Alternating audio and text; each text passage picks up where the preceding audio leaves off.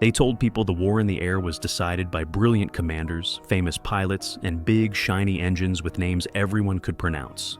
But the day that actually shifted the balance for British fighters didn't look heroic at all.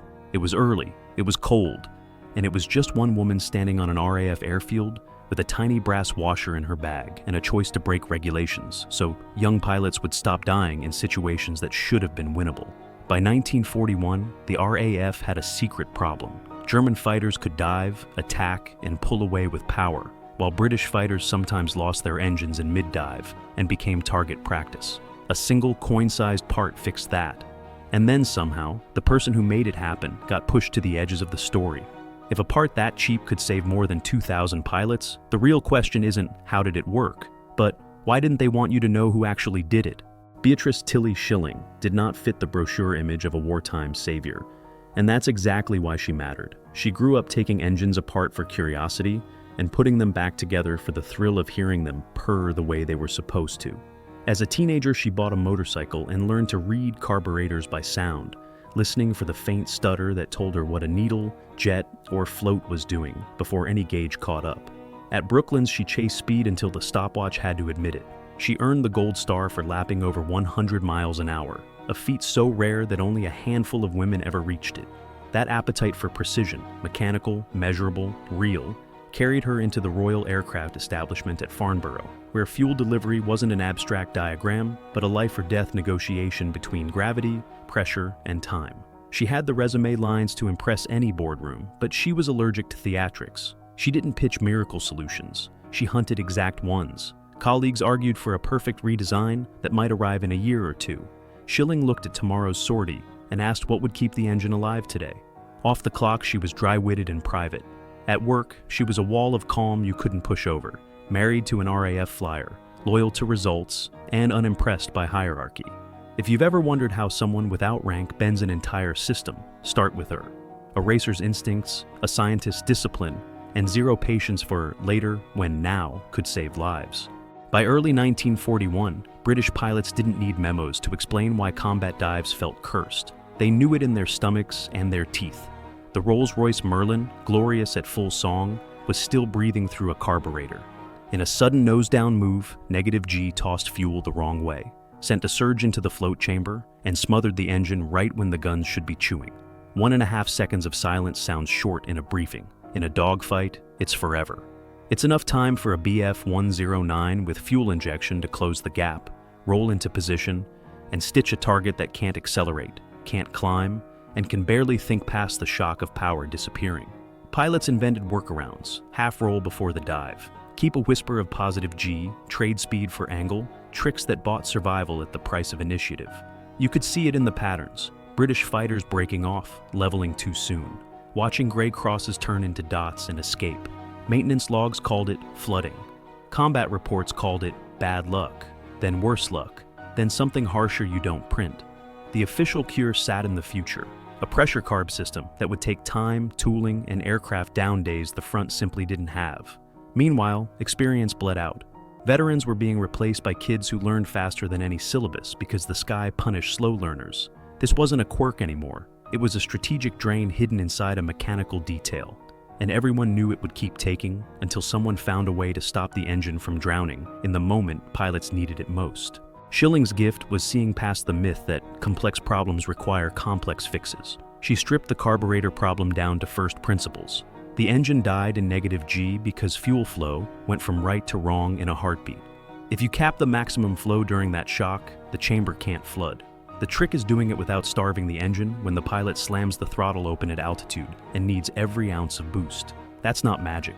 That's geometry and fluid dynamics expressed in brass. Her answer was a washer with a precisely calculated orifice, small enough to tame the surge, large enough to feed full power. In bench tests, the curve told the truth.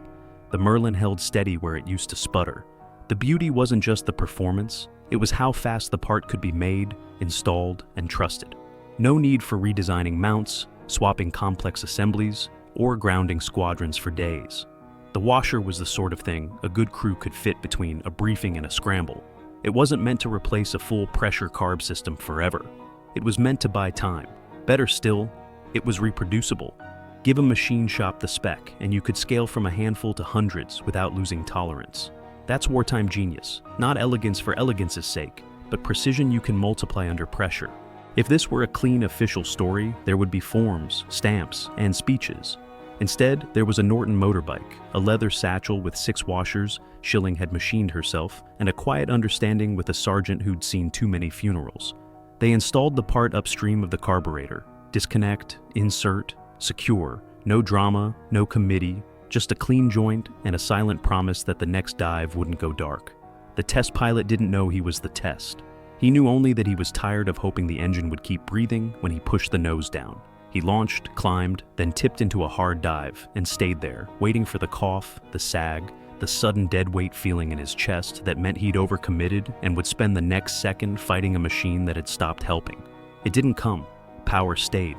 The horizon rose fast. The guns spoke. He returned to base with a grin, not because he'd gotten a kill, but because he'd gotten his seconds back. Word travels in fighter squadrons at a speed no office can match. Within days, more aircraft carried the washer. Reports of mid-dive cutouts evaporated. Pilots found 1,000 reasons to swing past the right hangar and ask, "Are we fitting the Shilling part yet?" They gave it a crude nickname. Squadron humor is a pressure valve, and made it part of the ritual language that signals trust. The front line didn't ask for permission because survival had already voted. The reason the washer spread so fast is simple. It worked without taking airplanes off the line. In a force stretched thin, that mattered more than any technical white paper. You could fit it, test for leaks, and have the pilot airborne again before the weather changed. Squadrons compared notes, and confidence returned like feeling in a numb hand. Dive angles got steeper, breakoffs got later. Shots that used to evaporate turned into hits. Even pilots who hadn't flown with the part yet flew differently because the rumor alone shifted mindset from defensive to assertive, and yet the official language stayed hygienic. Reports praised improvements to fuel systems, refinements to operations. The kind of wording that tells you the result counts while the authors can be plural, anonymous, and forgettable. It's tempting to read conspiracy into every vague memo. It's fairer and sharper to see how institutions behave under pressure. They compress stories until the system looks like the hero. Meanwhile, in the places where metal meets flame and pilots bet their lives on the next few inches of throttle travel, the washer wasn't an abstraction. It was a reason to skip the half roll and take the shot. Why did Shilling's name get thin on paper while the part became legend in hangar talk? There are 3 overlapping answers that don't cancel each other. The first is gender. In 1941, a civilian woman out-engineering parts of the RAF and Rolls-Royce didn't fit the narrative a country at war wanted to project. The second is operational secrecy. If German intelligence confirmed that the negative G weakness had vanished, they'd adjust tactics overnight, and a hard-won edge would evaporate. The third is institutional pride. Admitting that a coin-sized piece of brass, produced at speed and fitted between sorties, did more in weeks than some grand programs could promise in years, is not the sort of sentence leaders love to read into the record. Any one of those could blur a name. Together they make erasure feel like a rational outcome, the kind of bureaucratic weather that rolls in and stays. None of this diminishes the work of others who were also chipping at the same problem or building the longer-term solution. It simply explains why the story that should have been easy to celebrate became one more tale the official version streamlined. In public, the how got credited to a process. In private, pilots knew who made the difference. If you want to understand why the washer matters beyond engineering pride, look at what changed in the air. The dreaded mid-dive stall went from common to rare. Pilots stopped planning around a dead second and started planning around momentum. Losses dropped, not because the enemy got worse, but because British fighters could finally press the part of the fight that used to terrify them. The kill ratio rose as opportunities weren't wasted in the hesitation zone. And there was something subtler: confidence. Confidence is not a statistic on a board. It lives in decisions at the edge of fear. The tiny choices a pilot makes when the target flashes across the nose and instinct says now. With the washer installed, now was no longer a gamble. That shift cascaded into training, briefings, and squadron culture. Crews talked about dives the way they used to talk about climbs. They stopped treating gravity like an enemy. None of this turns the washer into a miracle cure. It had limits. Sustained inverted flight still wasn't its job. It was a stopgap, engineered for the exact window where the carburetor used to betray its host. But war rarely rewards perfection. It rewards the fix that arrives in time. The pressure carburetor would come later and sweep the physics problem off the table. Getting to later required surviving now. The washer did that. Shilling kept moving. She turned to cold weather start systems that coaxed reluctant engines to life on winter mornings where normal oil became syrup. She studied fuel mixture behavior at altitude and the friction war between wet runways and tires rolling at landing speeds. She contributed to missile fuel research when the world's attention pivoted skyward. She did what the best engineers do: match precise problems to precise answers and leave room for the next person to improve them. Honors arrived, but they felt like footnotes compared to the everyday stakes of her wartime work. She retired in 1969 without a publicist or a victory tour. Years later, museums, universities, and articles started to catch up, placing her name beside the object that had traveled so far without it. That slow correction is bittersweet. On the one hand, it restores a person to the device. On the other, it reminds us how easily a system can sand a human being down to an anonymous improvement. The lesson isn't just historical, it's current. When an institution celebrates outcomes while dissolving authorship, it becomes harder to learn from the exact mindset that created the win. Shilling's mindset wasn't complicated. Isolate the failure mode, design the smallest reliable intervention, and deliver it at a tempo the front can live with. That's a handbook worth keeping in every era. The RAF didn't reclaim the initiative with a miracle dropped from the clouds. It clawed it back with a precise washer, fitted in a hurry by people who valued tomorrow morning's patrol over a perfect, elegant solution years away. The system banked the win and blurred the author, which is exactly why this story needs a voice. If a part that could ride in a pocket turned a fatal second into an advantage and almost lost its maker in the edits, what does that say about the victories we quote by habit? It says we need to look closer. It says we should ask which names are missing when a memo praises general improvements. It says heroism sometimes looks like a lathe, a tolerance chart, and the courage to ship before a committee feels comfortable. Shilling's contribution doesn't diminish anyone else's. It illuminates the fabric of a real win. Thousands of small, exact actions that add up to a strategic turn. That's why her story lands so hard today. It's not nostalgia, it's a blueprint. See the failure clearly. Design the fix you can deliver. Move fast without lying to yourself about limits. Give credit loudly enough that the next person with the next tiny, decisive part doesn't have to fight the same invisible battle to be seen.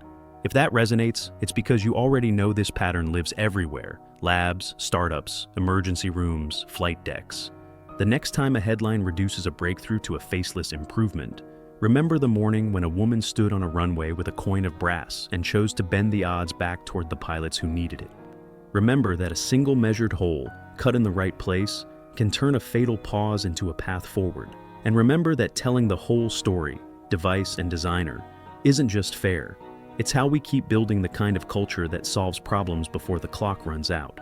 If you've made it here, you already see the pattern. The truth of a war, or any high-stakes endeavor, rarely sits in the grand speech. It hides in the notes, the hangar talk, the quick fix that lets people do their jobs without losing sleep. That's the thread this channel pulls. Not conspiracies for shock's sake, but the quieter edits that shave the credit off a crucial idea and leave the world clapping for a process instead of a person. If a coin-sized washer could change the air war and almost slip through history without the right name attached, imagine how many other stories are waiting in the margins.